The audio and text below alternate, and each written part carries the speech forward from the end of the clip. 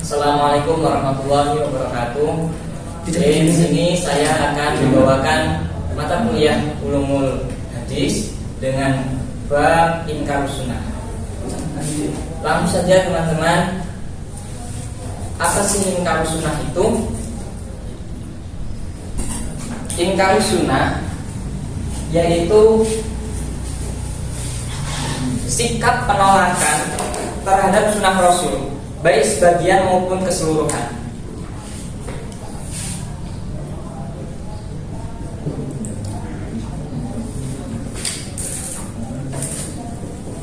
Inkarus Sunnah pada intinya yaitu sebuah penolakan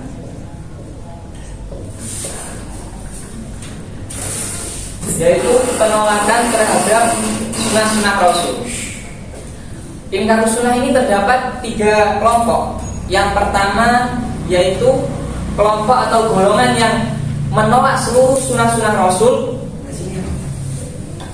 Kemudian kelompok yang kedua yaitu golongan yang menolak sunnah Rasul hanya sebagian, yaitu sunnah-sunnah yang tidak terdapat dalam Al-Quran, yang tidak terkait dengan Al-Quran, maka golongan ini menolak adanya sunnah tersebut.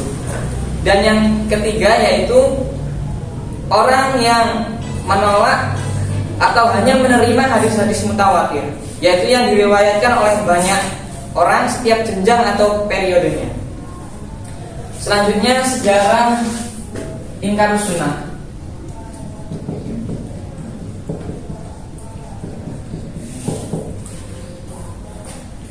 Sejarah Inkarus Sunnah ini terjadi awal mulanya terjadi pada masa Imam Syafi'i, yaitu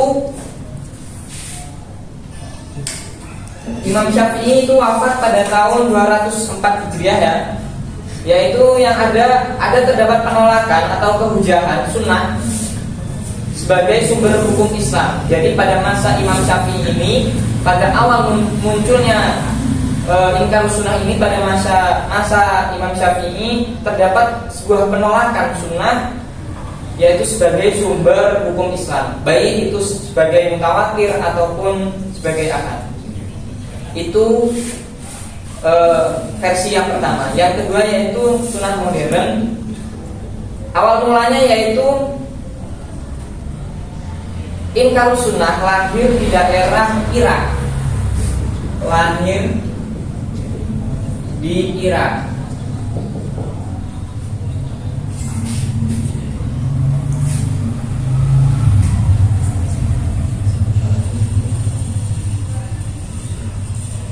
Setelah lahir di Irak, Inkarus Sunnah kemudian menyebar di daerah India.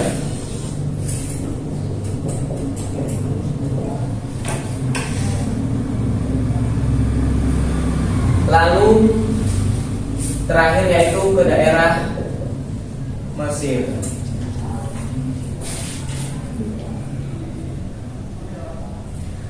Selanjutnya yaitu argumentasi para Inkarus Sunnah.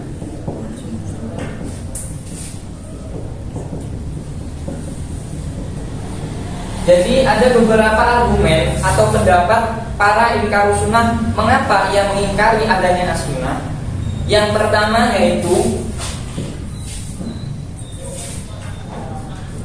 dia menganggap bahwa Al-Quran, kitab suci Al-Quran itu sudah bersifat konkret dan pasti. Jadi tidak memerlukan adanya sunnah yang kita yakini saat ini. Jadi mereka meyakini bahwa Al-Quran sudah tidak perlu lagi diperjelaskan, karena memang Al-Quran itu sudah jelas. Itu alasan pertama para Inkarus Sunnah. Alasan yang kedua yaitu menganggap sunnah itu belum jelas. Kejelasan dari sunnah-sunnah itu diragukan. Dan alasan yang ketiga, yang meyakini bahwa justru sebaliknya Al-Quran merupakan penjelasan. Jadi bukan sunnah sebagai penjelas dari Al-Quran, melainkan Al-Quran sebagai penjelas dari semua kitab-kitab yang terdahulu. Inkarus Sunnah di Indonesia yang paling kita ketahui atau terkenal di Indonesia yaitu salah satu contohnya yaitu mengenai sholat Jumat. para ingkarus sunnah meyakini bahwa atau melakukan sholat Jumat itu dengan 4 rakaat. Sedangkan kita para orang-orang yang mengakui adanya sunnah-sunnah, kajian-kajian tentang sunnah, kita hanya melakukan sholat Jumat dengan 2 rakaat. Sedangkan orang-orang yang atau kelompok ingkarus sunnah ini melakukan sholat Jumat dengan 4 rakaat. Oke, mungkin itu saja materi yang saya sampaikan. Mohon maaf apabila terdapat kekurangan dan kesalahan. Saya tutup. Assalamualaikum warahmatullahi wabarakatuh.